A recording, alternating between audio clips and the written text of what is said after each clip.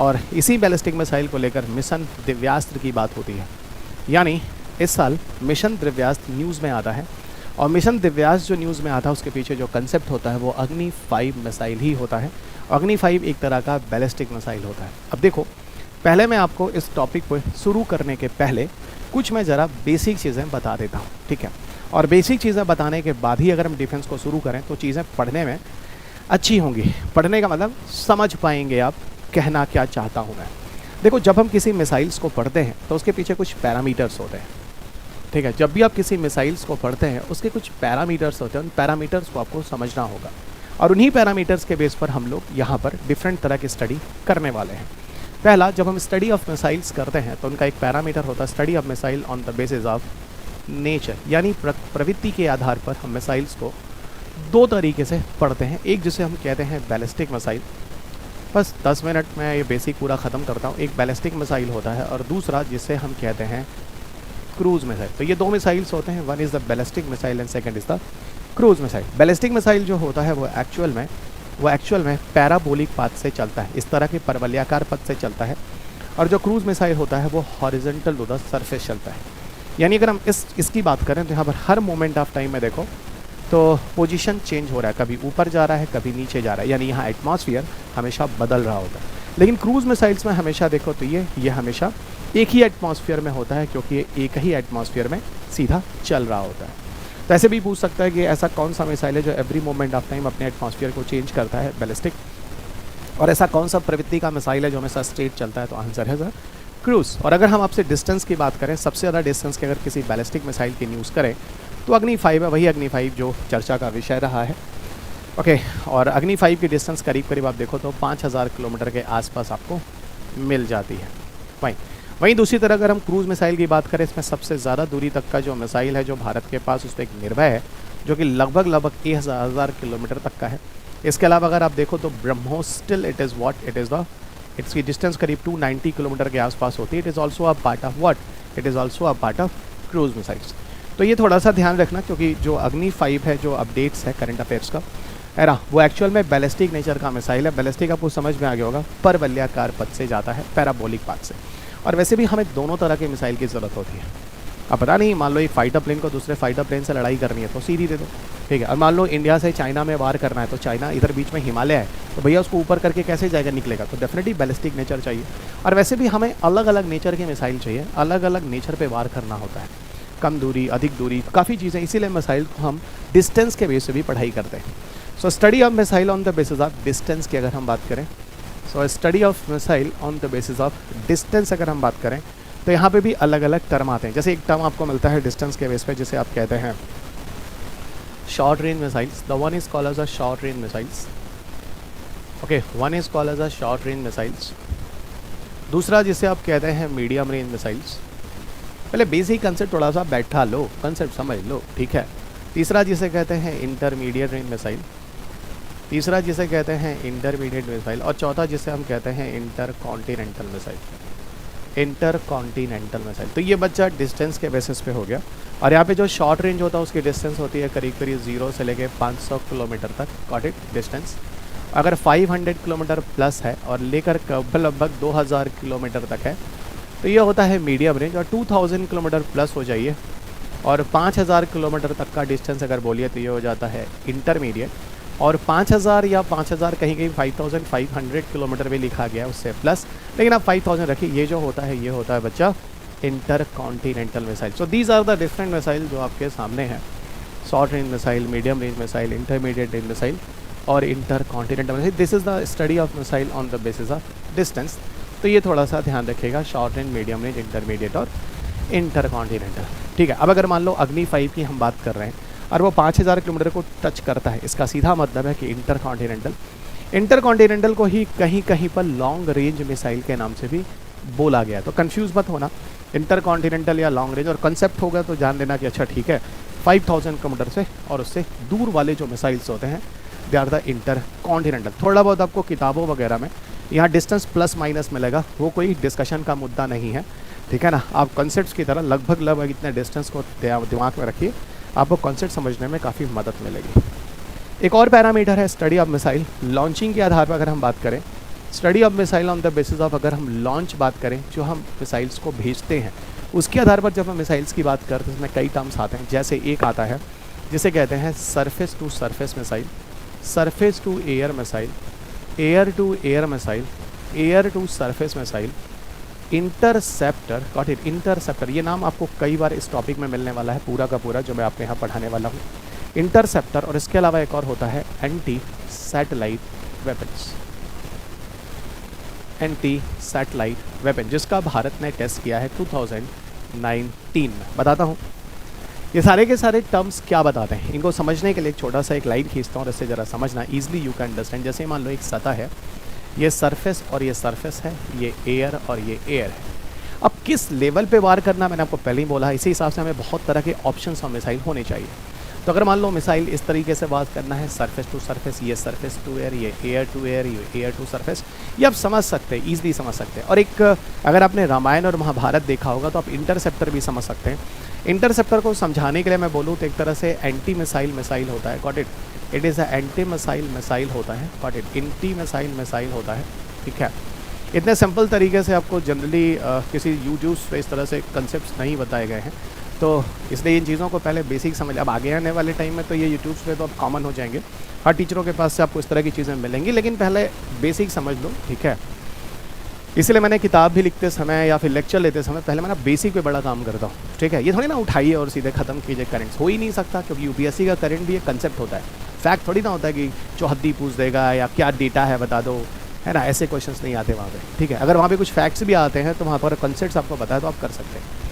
तो हम इंटरसेप्टर की बात कर रहे हैं, एंटी मिसाइल मिसाइल। अभी मैं आपको रामायण और महाभारत का नाम ले रहा था। रामायण महाभारत वगैरह में देखिए, रावण जो होता है वो अग्नि भेजता है, यानी फायर भेजता है, तो प्रभु श्री रामचंद्र जी जो होते हैं वो रेन भेजते हैं। यानी कहने का मतलब है किसी कमिंग मिसाइल के अगेंस्ट में जो मिसाइल यूज़ किया जाता है और इसको ऊपर ही ऊपर डिस्ट्रॉय कर देते हैं, जो ये एरिया पूरी तरह से सुरक्षित रहता है, उसे हम इंटरसेप्टर कहते हैं। आपने आयरन डोम सुना होगा, फिलहाल आयरन डोम हमें नहीं पढ़ना है क्योंकि वो इजराइल का है और हमें इंडिया के ही डिफेंस सिस्टम पे बात करनी है। तो वो आयरन डोम बड़ा ही इम्प्रूव्ड क्वालिटी का एक इंटरसेप्टर था जो पहले बड़ा न्यूज़ में रहा था। ठीक है, लेकिन क्योंकि ये दूसरे कंट्री का है और भारत को इससे कोई लेना देना नहीं है, इसलिए क्वेश्चन कभी आया नहीं है और आगे भी नहीं आएगा। काम तब होता है, इंपॉर्टेंट तब होता है जब भारत किसी दूसरे कंट्रीज उस तरह की डिमांड कर रहा है। जैसे 2012 के आसपास एक न्यूज़ था, भारत यूएसए कह रहा था कि मुझे 5th जनरेशन का फाइटर प्लेन दे दो, F-22 रैप्टर। उस ज़माने में क्वेश्चन पूछा गया था कि भारत को चाहिए था अमेरिका से, तो वो क्वेश्चन आ गया। अब Su-30 पे 2010 में मेंस में क्वेश्चन आया, क्यों आया? क्योंकि Su-30 सुखोई भारत के रेफरेंस में है, रशिया से भारत को मिला है। तो ये समझिएगा, ऐसा थोड़ी ना आप कुछ भी पढ़िए, आप चलिए आप जाके पाकिस्तान का गौरी गजनी और हुत पढ़ रहे हैं जिसका कोई लॉजिक नहीं है। भारत तो गौरी गजनी चाहिए क्या? नहीं, तो भारत ये किस काम का है? बिल्कुल नहीं है। तो यही आपको ये भी समझा दे कि साइंस एंड टेक्नोलॉजी भारत के रिस्पेक्ट में अगर इंपॉर्टेंट है तभी पढ़ना है, ऐसे थोड़ी ना कुछ भी पढ़े जा रहे हैं। ठीक है ना, अब कुछ लोग ईरान के मिसाइल के नाम पढ़ रहे हैं जो इजराइल पे दाग रहा है, ऐसे थोड़ी ना होता है, या इजराइल के मिसाइल के नाम जो हमास वगैरह पे, ऐसा कुछ नहीं है, ऐसे क्वेश्चन नहीं आते। ये भी एक प्रॉब्लम है, आपकी अंडरस्टैंडिंग, आपने सिलेबस ठीक से देखा नहीं है। साफ साफ लिखा है विज्ञान तकनीकी भारत के संदर्भ में, आप जाइए सिलेबस देखिए ना। ठीक है ना, तो ये आपको इंटरसेप्टर मैंने बता दिया। एंटी सैटेलाइट वेपन्स क्या होते हैं? देखो दोस्त, एक वारफेयर जो जंग के होते हैं 5 मैदान, मैंने चीज़ आपको बार बार बोली है, टोटल 5 डोमेन ऑफ वारफेयर होते हैं, टोटल 5 डोमेन ऑफ वारफेयर होते हैं, यानी जंग के कुल 5 मैदान होते हैं, जिसमें पहला डोमेन को हम कहते हैं आर्मी, दूसरे डोमेन को हम कहते हैं air army air force, army navy, तीसरे को कहते हैं एयर फोर्स, तीसरे को कहते हैं एयर फोर्स, चौथे को कहते हैं स्पेस वारफेयर और 5वें को कहते हैं बेटा साइबर वारफेयर। अब देखो, हम स्पेस वारफेयर की बात कर रहे हैं, यानी अंतरिक्ष युद्ध की बात कर रहे हैं। अंतरिक्ष युद्ध में क्या है? ऐसा है, यहाँ पे थोड़ा समझना, यहाँ पे कंसेप्ट ये है कि अंतरिक्ष में भी आप किसी कंट्री के जो सैटेलाइट्स होते हैं उसको डिस्ट्रॉय कर सकते हैं। जैसे भारत ने 2019 में एक टेस्ट किया था जिसका नाम था मिशन शक्ति, उसका नाम था मिशन शक्ति। तो मिशन शक्ति का एक ट्रायल 2019 में हो चुका है, यानी भारत किसी दूसरे कंट्री के सैटेलाइट्स को भी डिस्ट्रॉय कर सकता है। लेकिन यहाँ पर जो सैटेलाइट को डिस्ट्रॉय किया गया था, वो सैटेलाइट जो था वो पुराना था, वो एक ट्रायल हो रहा था और उसको लो अर्थ ऑर्बिट में रखा गया था। लो अर्थ ऑर्बिट, बार बार ये डिस्कशन आया है, पीछे जब मैंने स्पेस के टॉपिक्स के वीडियोस भी अपलोड किया, वहाँ मैंने बोला था लो अर्थ ऑर्बिट का मतलब होता है डिस्टेंस जो होता है लगभग सैटेलाइट्स का 50 से 2000 किलोमीटर को आइडियल मैंने बना दिया है, किताब में अपने आइडियल बना दिया है और ये फिक्स कर दिया, यही होता है। ठीक है ना, तो इसी डिस्टेंस के बीच के जो सैटेलाइट्स होते हैं उनको डिस्ट्रॉय करके आप किसी एनिमी कंट्री के कम्युनिकेशन, इंफॉर्मेशन या रिमोट सेंसिंग टाइप की दिक्कतें उत्पन्न करना भी एक तरह का एक जंग में यूज़ किया गया एक तरीका है, जिसको हम जनरली स्पेस वॉरफेयर यानी अंतरिक्ष युद्ध के नाम से जान सकते हैं। तो that is the overall about it, ये थोड़ा ध्यान रखना। एक चीज़ और आपको बताऊंगा, जब हम मिसाइल की स्टडी करते हैं तो मिसाइल की स्टडी में हम उसकी स्पीड्स की भी बात करते हैं। Got it? हम मिसाइल की स्पीड्स को भी बात करते हैं, ठीक है। और स्पीड को समझने के लिए हमें एक्चुअल में मैक नंबर को समझना होगा, ठीक है ना। किसी भी मिसाइल्स को समझने के लिए आपको मैक नंबर समझना होगा। मैक नंबर क्या होता है मैं आपको समझाता हूँ। एक्चुअल में एट 0 डिग्री सेल्सियस टेम्परेचर, देखो यूपीएससी कंसेप्ट पे जाता है, at 0 degree Celsius temperature speed of sound जो होता है कहाँ, किस मीडियम में, क्योंकि आपने अगर थोड़ी बहुत फिजिक्स पढ़ी होगी तो आपको पता होगा अलग अलग मीडियम में साउंड की स्पीड अलग अलग होती है। तो at 0 degree Celsius temperature speed of sound in air is equal to 332 metre per second. और बच्चा इस 332 मीटर पर सेकेंड को एक्चुअल में एक मैक नंबर कहा जाता है। और इसी पैरामीटर को लेकर दुनिया में जो मिसाइल्स जाती हैं उनकी कैटेगरी होती है। जैसे एक कैटेगरी होती है जिसे हम कहते हैं सबसोनिक मिसाइल, एक कैटेगरी होती है जिसे हम कहते हैं सबसोनिक मिसाइल, दूसरा होता है जिसे हम कहते हैं सुपरसोनिक मिसाइल, और तीसरा जिसे हम कहते हैं हाइपरसोनिक मिसाइल, और तीसरा जिसे हम कहते हैं हाइपरसोनिक मिसाइल। सबसोनिक मिसाइल जिसकी स्पीड लेस देन 1 मैक होती है, यानी 332 मीटर पर सेकेंड से कम की जो स्पीड होती है less than 332 metre per second, that is called as subsonic. इसको हम ऐसे भी कह सकते हैं 0.8 मैक, 0.9 मैक, या फिर 290 मीटर पर सेकेंड या 310 metre per second. It's a way to define the subsonic missile. मतलब हो सकता है कुछ वैल्यू लिख कर भी आपके पेपर में क्वेश्चन आ जाए। सुपरसोनिक अगर 1 मैक प्लस है और अप टू यानी 5 मैक तक जाता है तो it's a what, it's a concept of supersonic. और जो हाइपरसोनिक होता है वहाँ मिसाइल्स 5 मैक के ऊपर जाते हैं, वहाँ मिसाइल जो होते हैं 5 मैक के ऊपर जाते हैं। तो ये कंसेप्ट थोड़ा सा ध्यान रखना, this is the important one for examinations. और वैसे भी हाइपरसोनिक मिसाइल न्यूज़ में रहा है, उस पर हम लोग चर्चा करेंगे।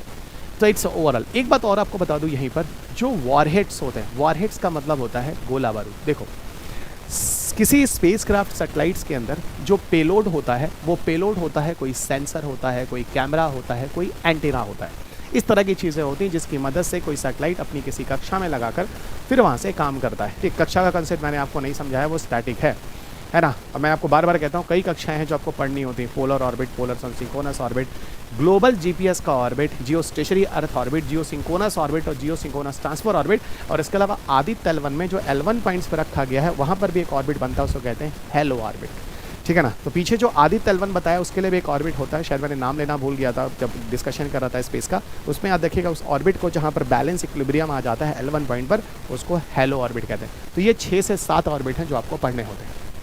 मैं यही कह रहा हूँ, किसी भी मिसाइल्स में जो पेलोड होता है, जो सामान होता है, जो मिसाइल लेकर जाता है, मिसाइल कोई कैमरा, सेंसर, एंटीना तो लेकर रहेगा नहीं, तो मिसाइल वारहेड लेकर जाता है। यानी मिसाइल्स के अंदर के जो पेलोड्स होते हैं वो वारहेड होते हैं। और वारहेड अगर नहीं समझते तो उसको हिंदी भाषा में, सामान्य देसी भाषा में कह सकते हैं गोला बारूद जैसी चीज़ें जो कि विध्वंसकारी होती हैं, ठीक है। वारहेड्स 2 तरह के होते हैं, एक जिसे हम कहते हैं conventional warhead, the one is called as a conventional warhead यानी सामान्य गोला बारूद, और दूसरा जिसको हम कहते हैं न्यूक्लियर वारहेड यानी सीधा, जिससे हम एटम बम ले जा सकते हैं। तो इसका मतलब एटम बम को भी हम लोग, है ना, हम लोग मिसाइल्स वगैरह के द्वारा ले जा सकते हैं। आपको बताऊं एटम बम को 3 तरीके से ड्रॉप किया जा सकता है। एटम बम को 3 तरीके से ड्रॉप किया जा सकता है, सामान्य तरीका जो है। लेकिन आज तक जो एटम बम गिरा है हिरोशिमा और नागासाकी में, जहां एक का नाम लिटिल बॉय या दूसरे का नाम फैट मैन था, ये गिराया गया था super faster bomber plane Enola Gay के द्वारा, है ना, एनोला गे के द्वारा, जो कि यूएस का फाइटर प्लेन था। इसका मतलब हम फाइटर प्लेन से गिरा सकते हैं। आज तक सिर्फ उसी से गिराया गया, सेम फाइटर प्लेन और सेम पायलट्स ने दोनों जगह पे गिराया था फाइटर प्लेन। दूसरा यहाँ पर आपको मिल जाएगा एटम बम गिराने के लिए, ठीक है, आप चाहें तो सबमरीन से गिरा सकते हैं जिसको कहते हैं पनडुब्बियाँ, और तीसरा बच्चा जिसको हम कहते हैं प्रक्षेपास्त्र यानी मिसाइल से गिरा सकते हैं। तो ये 3 चीज़ें हैं, फाइटर प्लेन, सबमरीन और मिसाइल्स, जिनके द्वारा आप एटम बम यहाँ पर गिरा सकते हैं। तो ये कुछ चीज़ें हैं जो बेसिक हैं और मेरे ख्याल से आपको समझ में आ चुकी हैं। अब हम आपको लिए चलते हैं इस साल के करंट अपडेट्स में। ये सारे टर्म्स आएंगे, अब ये सारी चीज़ों के बेसिस पर ही आपको सारे के सारे करंट अफेयर्स के डिस्कशन समझ में आएंगे। अब हम आपको बात करते हैं यहाँ पर जो इस साल के करंट अफेयर्स के न्यूज़ में रहा, अग्नि 5 बैलिस्टिक मिसाइल और जिसको लेकर एक हमारे ऑनरेबल प्राइम मिनिस्टर ने ही इसको इनॉग्रेट भी किया है, मिशन दिव्यास्त्र के नाम से जाना जाता है। क्या है अग्नि 5, क्या है मिशन दिव्यास्त्र, क्या चीज़ है जो करंट अफेयर्स के न्यूज़ में रहा है। ये न्यूज़ है 11 मार्च 2024 को। 11 मार्च 2024 को हमारे प्राइम मिनिस्टर ने इसको इनॉग्रेट भी किया है। अग्नि 5 का एक सक्सेसफुल टेस्ट किया गया है, बैलिस्टिक मिसाइल का सक्सेसफुल टेस्ट किया गया। एक मिनट, ये अग्नि 5 का पहला टेस्ट नहीं है। अग्नि 5 में एक नई चीज़ के लिए ये किया गया एक नया टेस्ट है, जिसको हम कहते हैं MIRV टेक्नोलॉजी से जुड़ा हुआ।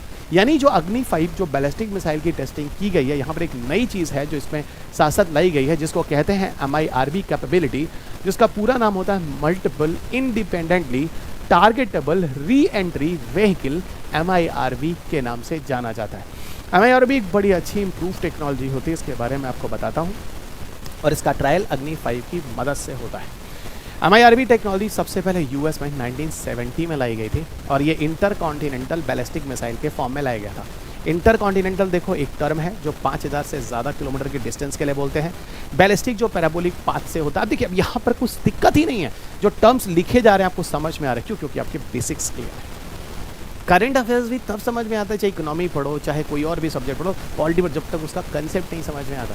पर दिक्कत क्या है कि साइंस अटैक में कोई कंसेप्ट ही आपको नहीं समझ में आता। यहाँ पे भी कोई सब्जेक्ट है, कोई कंसेप्ट है, इसीलिए मैंने आपको थोड़ा सा सिर्फ 10-15 मिनट में ही आपको डिफेंस में भी कंसेप्ट समझा दिए हैं। अब देखो, ये सिंगल मिसाइल है, enable single missile to carry multiple warheads, usually 3 से 4, यानी एक ही मिसाइल के साथ आप 3-4 गोला बारूद को लगाकर इक्विप्ड करके भेज सकते हैं। है ना इंटरेस्टिंग? यानी 3-4 अलग अलग गोला बारूद आप अलग अलग जगह अलग अलग समय पे यूज़ कर सकते हैं। कमाल की चीज़ है एक ही मिसाइल के अंदर, और इसी को हम कहते हैं बच्चा MIRV टेक्नोलॉजी, यानी multiple independently targetable re entry vehicle. Multiple मतलब बहुत सारे इंडिपेंडेंट टारगेट आप बना सकते हैं, ठीक है ना, इस तरह की चीज़ें। और यहाँ पर देखो एक चीज़ और बता दें, इस टेक्नोलॉजी की वजह से इसको और ज़्यादा इफेक्टिवनेस मिलती है, और ज़्यादा ये प्रभावी रूप से काम करता है जंग के मैदान में, और इसका increasing the number of potential भी इसका काफ़ी अच्छा हो जाता है इन कंपेरिजन टू अदर। तो MIRV is the very important topic, and I am expecting this topic for your coming year examination as a very very important topic, kindly remember it. अब यहीं पर हम आपको थोड़ी सी चर्चा अग्नि मिसाइल्स के बारे में करना पसंद करेंगे। अग्नि मिसाइल का बैकग्राउंड क्या है? असल में क्या होता है 1982-1983 के आसपास, ठीक है ना, 1982-1983 के आसपास एक प्रोजेक्ट लाया जाता है, उसका नाम होता है IGM-DP प्रोग्राम। इसका पूरा नाम है integrated guided missile development programme, और ये 1982-1983 में लाया जाता है। और इस मिसाइल के अंदर ये कहा जाता है कि Bharat 5 types of ballistic missile का निर्माण करेगा। India will develop 5 types of ballistic missiles under this programme, ठीक है, 5 टाइप्स ऑफ बैलिस्टिक मिसाइल को डेवलप करेगा। और इन बैलिस्टिक मिसाइल्स के नाम है पटना, PATN, और A, जिसको आप बोलेंगे Prithvi, this is what, this is Prithvi, Agni, Agni, त्रिशूल, त्रिशूल, नाग और आकाश, और आकाश। और बच्चा ये पांचों के पांचों जो है ना, पृथ्वी, अग्नि, त्रिशूल, नाग और आकाश, ये पांचों के पांचों जो है they are the ballistic nature of missiles. इनको बनाना था, और इसी प्रोजेक्ट के अंदर आता है कौन? अग्नि। और उसी अग्नि की हम बात कर रहे हैं यहाँ, जो कि करंट अफेयर्स में रहा है। और ये IGM-DP प्रोग्राम को शुरुआत में जो लीड किया था वो डॉक्टर कलाम साहब ने किया था, और डॉक्टर कलाम साहब की वजह से ही भारत ने IGM-DP का पहला मिसाइल सक्सेसफुल टेस्ट किया, और उसको अपने डिफेंस में इंटीग्रेट किया, जिसका नाम पृथ्वी था। और इसीलिए कलाम साहब को हम लोग मिसाइल मैन ऑफ इंडिया भी कहते हैं, इसी प्रोजेक्ट की वजह से, जिसके अंदर पृथ्वी का पहला सफल परीक्षण हुआ, और पृथ्वी को पहली बार हमारे डिफेंस सर्विसेज के अंदर इंटीग्रेट किया गया। तो this is the important topic you people remember. और ये प्रोग्राम जो है, इसका नाम यहाँ दिख रहा होगा आपको, integrated guided missile development programme, short में जिसको हम IGM-DP कहते हैं। और अग्नि में भी कई अग्नि हैं, अग्नि 1, अग्नि 2, अग्नि 3, अग्नि 4, अग्नि 5, और यही अग्नि 5 जिसकी डिस्टेंस 5000 किलोमीटर है, ये न्यूज़ में रहा है, ठीक है ना। और आपको बताऊं एक जनरल तरीके से अगर आप इसको समझना चाहें तो समझ सकते हैं, अग्नि 1 1000, अग्नि 2 2000, अग्नि 3 3000, अग्नि 4 4000, अग्नि 5 5000, इससे आसान हो जाता है, ठीक है ना। ये एक जनरल स्पीड है, मतलब डिस्टेंस है, जिस हिसाब से आप अग्नि को डिफाइन करते हैं। और एक बात और बता दूं, इसकी जो ये तो हो गया अग्नि का डिस्टेंस हो गया, ठीक है, ये हो गया अग्नि का डिस्टेंस। लेकिन अगर अग्नि के आप वॉरहेड की कैपेसिटी की बात करेंगे, है ना, गोला बारूद कितना ले जा सकता है, वो मैं आपको बता दूं। वॉरहेड की बात करेंगे तो ये 1000 kg का ले जा सकता है। अग्नि 2 जो है वो भी 1000 kg का ले जा सकता है। अग्नि 3 जो है वो लगभग आपको 1500 से 2000 किलोग्राम तक ले जा सकता है। अग्नि 4 जो है वो लगभग आपको 1000 किलोग्राम तक ले जा सकता है। और अग्नि 5 में ऐसा कहते हैं कि 1500 किलोग्राम के वारहेड को ले जा सकता है। तो लगभग 1000 किलोग्राम इस कॉमन विथ एवरीवन। जैसे अग्नि 3 में आपको थोड़ा ज़्यादा दिख रहा है और अग्नि 5 में आपको ज़्यादा दिख रहा है। एक चीज़ और आपको बताता हूँ, लिखते चलना, जिन लोगों ने कभी साइंस एंड टेक नहीं समझा है, सिर्फ पढ़ा ही है बस, ठीक है। यहाँ पे क्लास हवाबाजी नहीं हो रही है। मैं आपके यूट्यूब में आपका लाइव देख और आपका नाम ले रहा हूँ, ठीक है, और आप झूठ में ही खुश हो रहे हैं, है ना। वो कहते हैं ना कि मुँह मियाँ मिट्ठू बनना, वो ऐसा काम नहीं है यहाँ पे। सीधा सीधा नोट बनाते रहिएगा, पढ़ते रहिएगा। तो जब भी आप मेरे लेक्चर को सुने कॉपी पेन लेके बैठे, सीरियस बच्चे ही चाहिए हमें, ठीक है ना। फालतू में भीड़ नहीं बैठाना है। वैसे पैसा कमाने के लिए भीड़ ही चाहिए, लेकिन पैसा ऐसा नहीं, यहाँ काम की बात कर रहे हैं। ऐसा कोई पेड कोर्स नहीं है, फटाफट सुनते चाहिए, ठीक है। इधर आइए। सबको पता होना चाहिए कि कुछ लोग कहते हैं कि हम 10 रुपया में कोर्स देते हैं, 100 रुपया में कोर्स देते हैं, 1000 रुपया में कोर्स देते हैं। ये सब कुछ नहीं है। 1000 हैं और ऑनलाइन देते हैं तो उसका 1 लाख से मल्टीप्लाई कर लीजिए, 10 करोड़ रुपया बनता है। ये हवाबाजी ना, ये सब हमको समझ में आता है, आप भी समझिएगा। फ्री में दुनिया में कुछ नहीं मिलता है, ठीक है। चलिए, ये सब देख रही है, मिल रहा है तो उसके साथ कर लीजिए, ठीक है। और यहाँ पर कोई वो टाइम पास वाला क्लास नहीं है। जिन लोगों ने यूपीएससी की तैयारी की और खासतौर से जिन बच्चों ने यूपीएससी का इंटरव्यू और मेंस लिखा है, वो तो बिल्कुल देखिएगा। कहीं ऐसा ना हो कि अगर ये 2-4 क्वेश्चन बन जाते तो आप इस समय IAS होते। आप तो पक्का देखिएगा, बाकी लोग देखें या ना देखें, जितने भी लोग इंटरव्यूज़ दे रहे हैं और मेंस लिख रहे हैं और फंस रहे हैं, इन सारे पिक्चर्स को ठीक से सुनिएगा। साइंस टेक एनवायरमेंट एक बार किताब उठा के देख लीजिए, साइंस एनवायरमेंट लिखिए, बाकी छोड़िए जो पढ़े हैं, उसी की वजह से नहीं निकला। एक बार इसको देखिए इसको और आंसर देखिए क्या कितना आप बना रहे हैं, ठीक है। मैं उन बच्चों को कह रहा हूँ जो रिजल्ट आया है मेंस का और फाइनल रिजल्ट नहीं हुए हैं, उन सबको कह रहे हैं एक बार जाइए और कम से कम 30-35 क्वेश्चन पीटी में क्वालिफाई आपका एक्स्ट्रा 30-35 आता है साइंस एनवायरमेंट में लाकर, 15-20 उधर कर रहे हैं आप। और मेंस में जाके देखिए, इन्वायरमेंट साइंस के 2-2, 3-3 क्वेश्चन देने लगे हैं सब यूपीएससी में मेंस में कम से कम साइंस एंड टेक में 50 नंबर आ रहा है, इन्वायरमेंट में 30 नंबर आ रहा है, 80 नंबर तो 250 में अकेला दोनों सब्जेक्ट बैठा हुआ है कि नहीं। तो इसलिए कह रहा हूँ, ठीक से देखिएगा, हवाबाजी मत कीजिए दोनों सब्जेक्ट को, क्योंकि एक मार्केट है, हवाबाजी चल रही इन दोनों सब्जेक्ट में, ठीक है ना। इसका नो मन करे सोच चल रहा है, कुछ भी चल रहा है, ठीक है। आइए, और यूट्यूब जब से आया गंद मच गया एकदम। कंटेंट वंटेंट का क्या मतलब है, कोई लेना देना ही नहीं है, कुछ भी चल रहा है, ठीक है ना। और बच्चों के साथ दिक्कत नहीं है। बच्चों के साथ दिक्कत क्यों हो वो मैं बता देता हूँ, क्योंकि आपका ना कुछ समझ में नहीं आता, आपने कभी बैकग्राउंड नहीं है। और हमको भी समझ में आता है, क्योंकि हम लोग भी गाँव देहात से आए हुए हैं, हम लोग कभी कॉन्वेंट उस तरह की चीज़ें पढ़े नहीं हैं। और हम लोग को टीचरों पर बहुत जल्दी भरोसा हो जाता है, क्योंकि हम लोग गाँव देहात के, हम अपनी बात भी बता रहे हैं। एकदम टीचर का मतलब वही गुरुदेव, एकदम मतलब दंडवत प्रणाम। गुरु उस लेवल के आज रह नहीं गए, पूरा जमाना बदल गया है। आप भी समझ जाइए, बेवकूफ़ों की तरह 6 साल बाद समझ में आएगा, तब तक आपके टाइम खत्म हो जाएंगे। इधर आइए, इसलिए कॉपी पेन उठाइए और साथ साथ लिखते चलिए, ठीक है। ये भौकाल वकाल वाली क्लास नहीं चल रही है ना, हमको बहुत ज़्यादा हीरो बनने की कोशिश है। हीरो बनना है तो सोशल मीडिया पे आते शॉर्ट रील बना रहे होते। इधर आइए, ठीक है ना। और दुनिया में बार बार कहता हूँ, 3 ही अध्यापक नहीं है, लाखों अध्यापक हैं, चुप मार के कमरे में पढ़ा रहे हैं बच्चों को। आइए, लेकिन हाँ, उनको इतिहास कभी याद नहीं रखेगा। क्यों? क्योंकि उन्होंने इतिहास नहीं लिखा ना, सोशल मीडिया पे नहीं आए ना। इधर आओ, अब देखो यहाँ पे ये वॉरहेड्स हो गए 1000, 2000। ये अब सुनो, यहाँ पे एक चीज़ और देखो, आप ध्यान देना। अग्नि 4 पे क्वेश्चन आया है, मैं उसी की तैयारी कर रहा था, और ये जो क्वेश्चन आया 2014 में आया, ये 2014 में आया, ठीक है। अब समझना, ओके ओके एवरीवन। यहाँ देखो, अब यह वॉरहेड हुआ। यहीं पर अगर हम इसके पेलोड्स की बात करें, है ना, स्टेजेस की बात करें, जो पेलोड्स होता है वो कितने स्टेज के प्रोपेलेंट्स होते हैं, ठीक है ना। तो ये जो होता है अग्नि 1 जो होता है वो सिंगल स्टेज का प्रोपेलेंट होता है इसमें, और वो सिंगल स्टेज में सिर्फ सॉलिड नेचर होता है। अग्नि 2 और अग्नि 3 दो स्टेज के मिसाइल्स होते हैं, इनमें दोनों के दोनों स्टेज में सॉलिड होता है, ठीक है ना। अग्नि 2, 3 और 4 भी, सॉरी 2, 3 और 4 दोनों के दोनों ये 2 स्टेज के मिसाइल्स होते हैं, और दोनों स्टेज में सॉलिड प्रोपेलेंट होता है। और अग्नि 5 जो होता है वो 3 स्टेज का होता है, और तीनों में सॉलिड होता है। आपके पेपर में उन्होंने बोला था अग्नि 4 जो होता है उसकी डिस्टेंस 7500 थी। 2014 का पीटी है, ये गलत था। 7500 नहीं, 4000 किलोमीटर होता है। उन्होंने कहा था इसके सारे स्टेजेस में लिक्विड नेचर का प्रोपेलेंट होता है, गलत था। इसके सारे में सॉलिड होता है। अग्नि 4 का मतलब ये, ठीक है, ये क्वेश्चन है। और अग्नि जो है वो सरफेस मिसाइल है, ठीक है ना। सिर्फ एक ही स्टेटमेंट सही था, क्योंकि अग्नि और पृथ्वी ये 2 मिसाइल ऐसे हैं जो सरफेस से सरफेस में जाते हैं। ये सरफेस टू सरफेस है। त्रिशूल और आकाश देखिएगा, अग्नि और पृथ्वी क्या है, सरफेस टू सरफेस है, ठीक है ना। त्रिशूल और आकाश देखिएगा सरफेस टू एयर है, और नाग देखिएगा या एंटी टैंक मिसाइल होता है। एक नया मिसाइल भी है जो एंटी टैंक मिसाइल है, जो हम लोग यहाँ डिस्कशन करने वाले हैं, जो न्यूज़ में रहा है इस साल के करंट अफेयर्स में। और वहीं पर हम थोड़ा आपको नाग भी बताएंगे, जो नाग मिसाइल पहले लाया गया था IGMDB प्रोग्राम के अंतर्गत। तो यहाँ पे क्वेश्चन आया हुआ है, और ये अग्नि 5 का फीचर है जो इस साल के करंट अफेयर्स में रहा है। अग्नि 5 का डिस्टेंस 5000 किलोमीटर है, ये इंटरकॉन्टिनेंटल हो गया, 5000 टच कर गया। और दूसरा ये 1500 किलोग्राम का वारहेड गोला बारूद ले जाने की क्षमता रखता है। 3 स्टेज का प्रोपेलेंट है, और सॉलिड नेचर के प्रोपेलेंट इसमें फ्यूल रखे गए। ये भी चीज़ बताना जरूरी है कि यही तो क्वेश्चन आया है। ये है क्या, ये कंसेप्ट है, ये कौन बोलेगा करंट अफेयर से जी? अगर ये सिर्फ अग्नि 1, अग्नि 2, अग्नि 3, अग्नि 4 आ गया उसमें तो सिर्फ, और ये क्वेश्चन 2014 के पीटी में था, हवाबाजी नहीं। क्वेश्चन पेपर देखिएगा, क्वेश्चन पेपर भी देखिएगा तब तो समझ में आएगा कि अच्छा प्रोपेलेंट के स्टेज तक मिसाइल में पूछे गए, बिल्कुल पूछे गए। ओके, इधर आइए, और ये भी ध्यान रखिएगा, एक बार लाइन मेरी याद रखिएगा, है ना। अगर 16 जून को एग्ज़ाम है, या अगर 28 मई को एग्ज़ाम है, 26 मई को एग्ज़ाम है, तो सिर्फ आपका एग्ज़ाम नहीं होता है, हर अध्यापकों का भी परीक्षा होता है। यह अध्यापकों को भी पता होना चाहिए, ठीक है ना।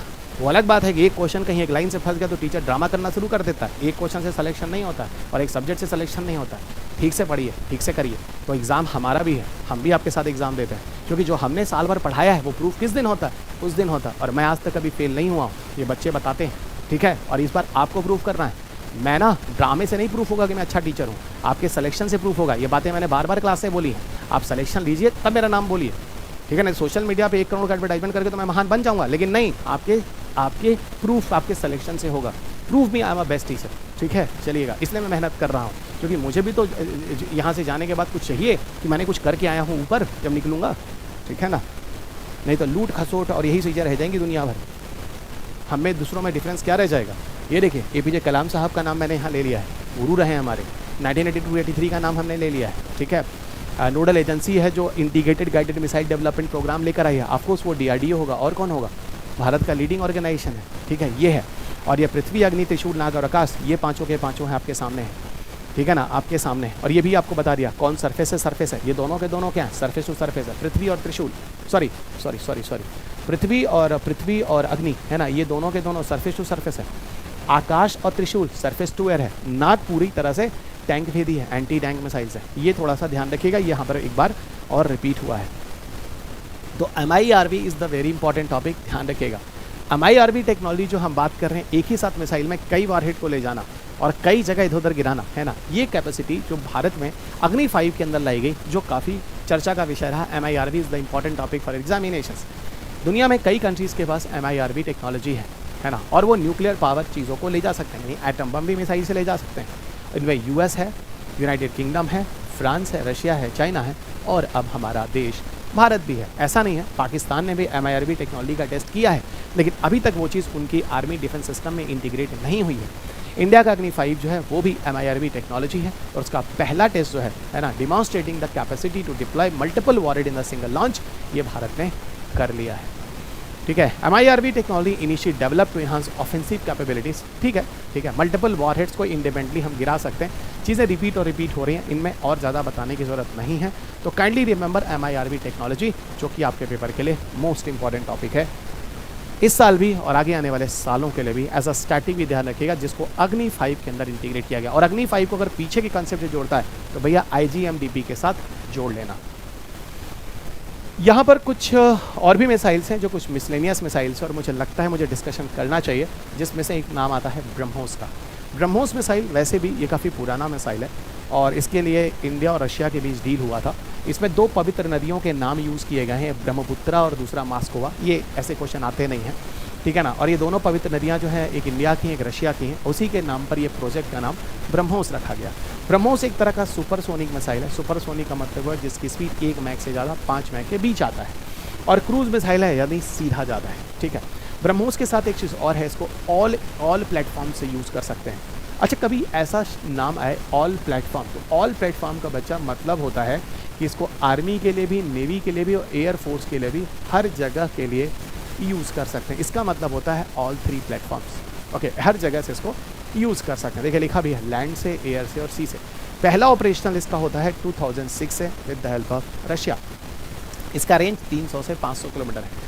पहले जब इंडिया MTCR का मेंबर नहीं था, इसके बारे में मैंने आप लोगों को न्यूक्लियर डिप्लोमेसी में बात करता हूँ, जब मैं आपको चैप्टर नंबर 5 पढ़ाता हूँ, जो बुक में लिखा हुआ न्यूक्लियर डिप्लोमेसी, वहाँ हम बताते हैं मिसाइल टेक्नोलॉजी कंट्रोल रिजीम के बारे में। जब भारत MTCR का मेंबर नहीं था, ठीक है ना, तो भारत 300 किलोमीटर से ज़्यादा डिस्टेंस का मिसाइल नहीं बना सकता था, कोई कंट्री हेल्प नहीं कर सकती थी। लेकिन भारत 2016 में MTCR का मेंबर बन जाता है। पहले 300 से कम की लिमिट थी, अब यह है कि 300 से ऊपर भी जा सकते हैं। तभी देखो अब ब्रह्मोस में 300 से 500 भी लिखा जा रहा है। ब्रह्मोस में आपको एक बात और बता दूं, ब्रह्मोस 1 हमारे पास है जिसकी डिस्टेंस करीब 290 किलोमीटर है, ठीक है ना, और इसकी जो स्पीड है वो करीब आपको बताऊं 2.5 मैक से लेकर 2.8 मैक है। अब 2.5 से 2.8 मैक का मतलब होता है सुपरसोनिक, 1 से 5 के बीच को हम सुपरसोनिक कहते हैं। और वहीं ब्रह्मोस 2 अभी उसकी टेस्टिंग चलेगी, आगे आने वाले समय में होगा।